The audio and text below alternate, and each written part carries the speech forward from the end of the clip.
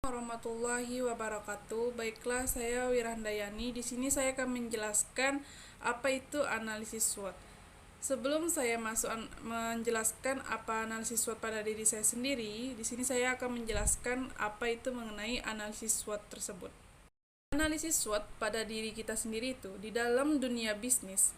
Analisis SWOT itu biasanya diterapkan menganalisis baik bisnis atau strategi, namun tidak hanya itu, analisis juga bisa dapat kita gunakan untuk mengenal diri kita gimana lebih mendalamnya. Jadi SWOT sendiri itu merupakan singkatan dari strength yaitu kekuatan, weakness itu kelemahan, opportunity itu peluang, dan threats itu ancaman.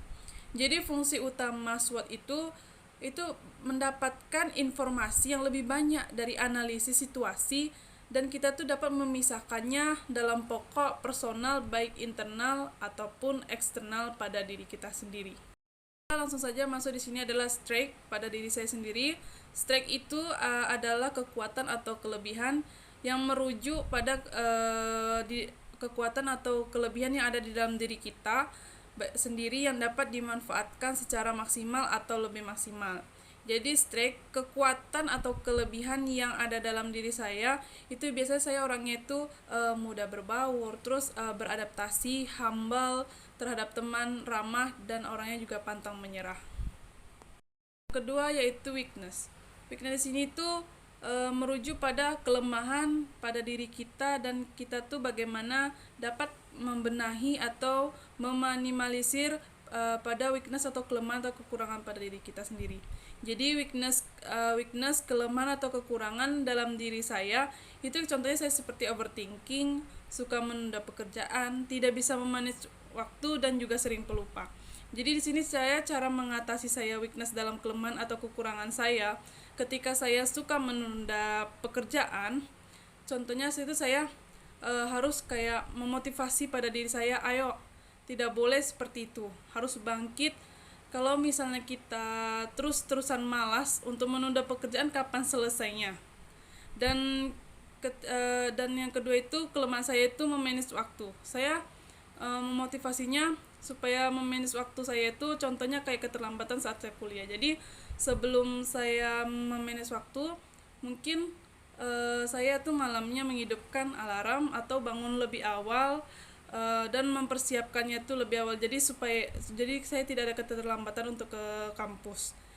Dan saya juga sering pelupa. Jadi pelupa di sini saya cara membenahi atau meminimalisirnya yaitu dengan cara ketika misalnya lupa diberikan tugas kepada dosen, saya mungkin mencari cara supaya bagaimana meminimalisirnya itu dengan cara kayak saya bertanya dengan teman saya, apakah misalnya contohnya apakah besok kita ada tugas. Jadi saya seperti itu cara bagaimana mengatasi weakness atau kelemahan atau kekurangan pada diri saya sendiri. Yang ketiga yaitu opportunity, di sini peluang atau kesempatan.